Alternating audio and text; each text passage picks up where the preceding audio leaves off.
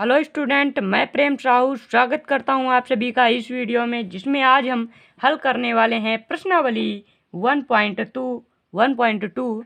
तो चलिए स्टार्ट करते हैं क्वेश्चन नंबर 1 को। अगर इससे पहले हमारे चैनल को सब्सक्राइब नहीं किया है तो चैनल को सब्सक्राइब करके बेल आइकन को प्रेस कर लें, जिससे हमारे आने वाली हर वीडियो आप तक सबसे पहले पहुँचे। तो क्वेश्चन नंबर 1 में लिखा है, निम्नलिखित में से कौन से रिक्त समुच्चय के उदाहरण हैं। इसमें बताना है कि कौन से रिक्त समुच्चय हैं और कौन से रिक्त समुच्चय नहीं हैं। रिक्त समुच्चय वो होते हैं जिसमें एक भी अवयव नहीं होता है। तो इसके पार्ट 1 में क्वेश्चन लिखा है, 2 से भाज्य विषम प्राकृत संख्याओं का समुच्चय। 2 से भाज्य यानी जो संख्या 2 से कटती हो, ऐसी कोई भी विषम प्राकृतिक संख्या नहीं होती है जो 2 से कटती हो, अर्थात ये रिक्त समुच्चय, इसमें एक भी अवयव नहीं है। तो इसके पार्ट 1 में लिख देते हैं, रिक्त समुच्चय।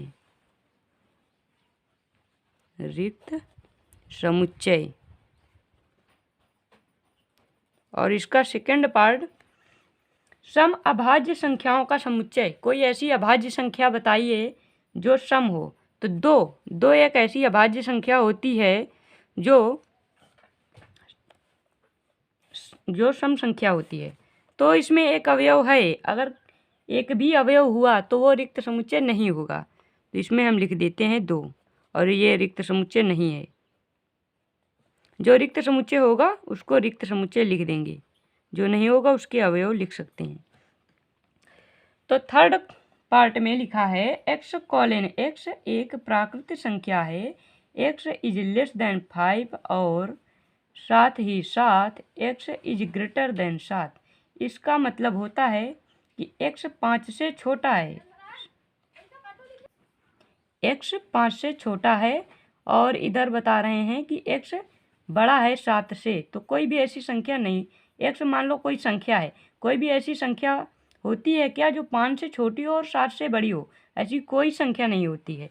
तो ये रिक्त समुच्चय है, इसे भी रिक्त समुच्चय लिख देते हैं, रिक्त समुच्चय। पार्ट 4 में लिखा है, y कॉलन y किन्हीं भी 2 समांतर रेखाओं का उभयनिष्ठ बिंदु है। किन्हीं भी 2 समांतर रेखाएं आप लोगों को पता होगा कि ऐसे होती हैं समांतर रेखाएं, यानी कि इन दोनों रेखाओं के बीच की दूरी कहीं भी नापोगे तो समान दिखेगी। तो समांतर रेखाओं में उभयनिष्ठ बिंदु पूछ रहे हैं, होता उभयनिष्ठ बिंदु बताना है कि उभयनिष्ठ बिंदु कहाँ पर है। तो उभयनिष्ठ बिंदु इसमें नहीं होता है समांतर रेखाओं में, क्योंकि ये 2 रेखाएं एक दूसरे को नहीं प्रतिच्छेदित करती हैं, इसलिए इसमें उभयनिष्ठ बिंदु नहीं होता है। तो ये एक रिक्त समुच्चय हुआ, इसमें एक भी अवयव नहीं है, रिक्त समुच्चय। अब चलते हैं पार्ट 5 की ओर। इसमें पार्ट 5 नहीं है, इसके आगे अब क्वेश्चन नंबर 2 स्टार्ट करते हैं। क्वेश्चन नंबर 1 के बस 4 पार्ट हैं। तो क्वेश्चन नंबर 2 में क्या लिखा है, निम्नलिखित समुच्चयों में से कौन परिमित कौन अपरिमित हैं। इसमें बताना है कौन से परिमित समुच्चय हैं और कौन से अपरिमित समुच्चय हैं। परिमित समुच्चय वे समुच्चय होते हैं जिनको हम गिन सकते हैं। जैसे देखो, इसमें पहला लिखा है वर्ष के महीनों का समुच्चय।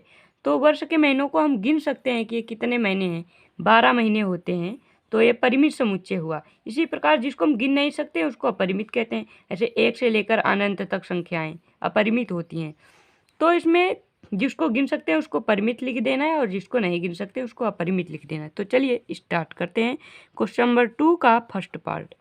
वर्ष के महीनों का समुच्चय ये है परिमित समुच्चय, क्योंकि इसे हम गिन सकते हैं, परिमित।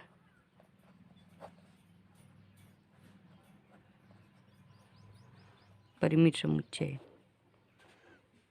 फिर 1 से लेकर अनंत तक इसे हम नहीं गिन सकते हैं, तो इसे लिख देते हैं अपरिमित समुच्चय। सेकंड पार्ट, अपरिमित समुच्चय।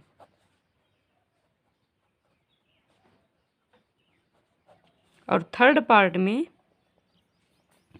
1 से लेकर 100 तक संख्याएं हैं, इसके बीच में 3 के बाद 4 से लेकर 98 तक संख्याएं हैं, तो 1 से लेकर 100 तक की संख्याएं हम आराम से गिन सकते हैं, इसलिए ये एक परिमित समुच्चय हुआ। परिमित समुच्चय जिसे हम गिन नहीं सकते हैं उसे अपरिमित कर देना है। 99 से छोटे अभाज्य पूर्णांकों का समुच्चय। अगर 99 से छोटे अभाज्य पूर्णांक हैं तो उनको हम गिना जा सकता है। 99 से छोटे अभाज्य पूर्णांकों को गिना जा सकता है, इसलिए इन्हें लिख देते हैं परिमित समुच्चय, क्योंकि इसमें छोटे हैं। जब छोटे की बात आती है तो वहाँ परिमित होता है। परिमित समुच्चय, परिमित समुच्चय। क्वेश्चन नंबर थर्ड में लिखा है, निम्नलिखित समुच्चयों में से प्रत्येक के लिए बताइए कि कौन परिमित कौन अपरिमित है। फिर वहीं क्वेश्चन को हल करना है, बस इस बार समुच्चय निर्माण रूप में लिखा है। क्वेश्चन नंबर 3 का फर्स्ट पार्ट, यक्ष अक्ष के समांतर रेखाओं का समुच्चय। तो इसको रटना नहीं है, देखो समझ के लिखना है। यक्ष अक्ष के समांतर रेखाओं का समुच्चय, ये होता है ऊपर वाई अक्ष और ये होता है यक्ष अक्ष। ये वाई अक्ष होता है और ये यक्ष अक्ष होता है। तो इसमें लिखा है यक्ष अक्ष के समांतर रेखाओं का समुच्चय। यक्ष अक्ष के समांतर रेखाएं कितनी भी यक्ष अक्ष के समांतर, ये एक यक्ष अक्ष की रेखा है और इसके समांतर अगर हम खींचते चले जाएंगे तो ये ऊपर अनंत तक ये बढ़ती जाती है और इसे हम खींचते जाएंगे अनंत तक। तो इसमें अनंत हो गया, इसलिए अपरिमित समुच्चय है। अपरिमित समुच्चय। और क्वेश्चन नंबर 2 में लिखा है, अंग्रेजी वर्णमाला के अक्षरों का समुच्चय। अंग्रेजी वर्णमाला के अक्षरों को गिना जा सकता है, इसलिए ये परिमित समुच्चय होगा। परिमित समुच्चय, क्योंकि ये तो सब लोग गिन सकते हैं कि अंग्रेजी वर्णमाला में 26 लेटर्स होते हैं, 26 अक्षर। तो थर्ड पार्ट में लिखा है, उन संख्याओं का समुच्चय जो 5 के गुणज हैं। ये अपरिमित है, इसलिए क्योंकि 5 की गुणज संख्याएं बहुत सारी हैं। अपरिमित समुच्चय, अपरिमित समुच्चय। किसी भी संख्या का 5 से गुणा हो सकता है, तो ये अपरिमित समुच्चय है। और इसका पार्ट 4, थर्ड का पार्ट 4, पृथ्वी पर रहने वाले जानवरों का समुच्चय। भले ये एक संख्या बड़ी है, मगर इसको गिना जा सकता है कि पृथ्वी पर कुल कितने जानवर रहते हैं, इसकी एक लिमिट है, तो इसे परिमित समुच्चय कहते हैं। परिमित समुच्चय होगा। परिमित समुच्चय।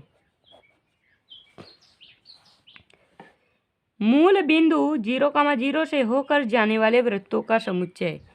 मूल बिंदु यहाँ पर होता है 0,0, ये वाला बिंदु जहाँ पर यक्ष अक्ष और वाई अक्ष काटते हैं, इस बिंदु को मूल बिंदु कहते हैं। और मूल बिंदु से होकर जाने वाले वृत्तों का समुच्चय, ये बहुत सारे वृत्त जाएंगे मूल बिंदु से।